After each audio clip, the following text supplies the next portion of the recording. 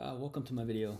Jeremy here again. So keeping with the theme of using these various databases, I found this one to be rather difficult. It was hard to find a suitable topic and sources associated with them. I tried to look for different societies and it just seemingly was very difficult.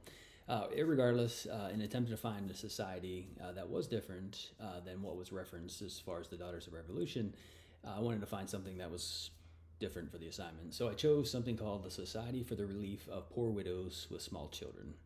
This group was founded in 1797.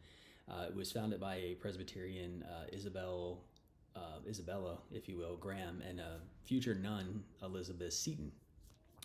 The goal was to provide food and financial assistance to the needy widows in New York City. This is one of the first private charitable groups that actually established itself in our country. They had subscribers that made donations, but they also had volunteers to provide resources like food, coal, and moral encouragement. In the first year, they assisted 98 widows and 223 children.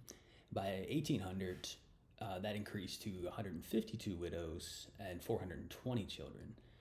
On March 6, 1802, the New York State Legislative Assembly assigned an act to incorporate the society. So this was one of the first primary sources that I found. And they established a board of directors within the act and appointed Isabella Graham as the director until a vote was to take place. And this was found throughout the primary source. Uniquely, the assembly documented references in the very beginning that the group prayed to be incorporated. So I found this to be kind of unique, just given the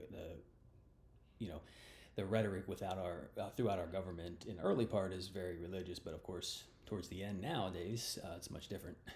But another primary source was a discourse that was published on March 23rd, 1806, and the Presbyterian Church in Wall Street published the relief of poor widows with small children. A guy named Pastor Philip Mildoler wrote this discourse. And he quoted Acts 2 when Pastor Doler said that the same motives that prompts us to the exercise of Christianity charity and as an example of Christ, and that they cannot serve God without the acceptability without it. So basically what he was trying to say is that they can't be Christians and not give charity.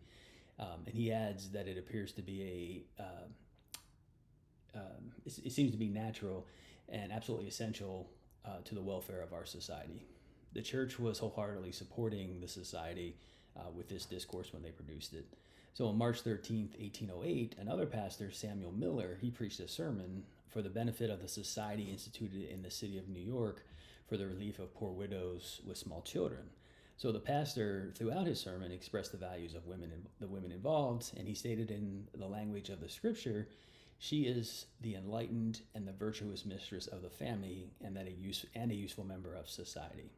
So all of these together are important because the recognition given the time period and women's rights, of course, that was occurring, these primary sources show how the church and the government supported the society and recognized the importance of the women involved.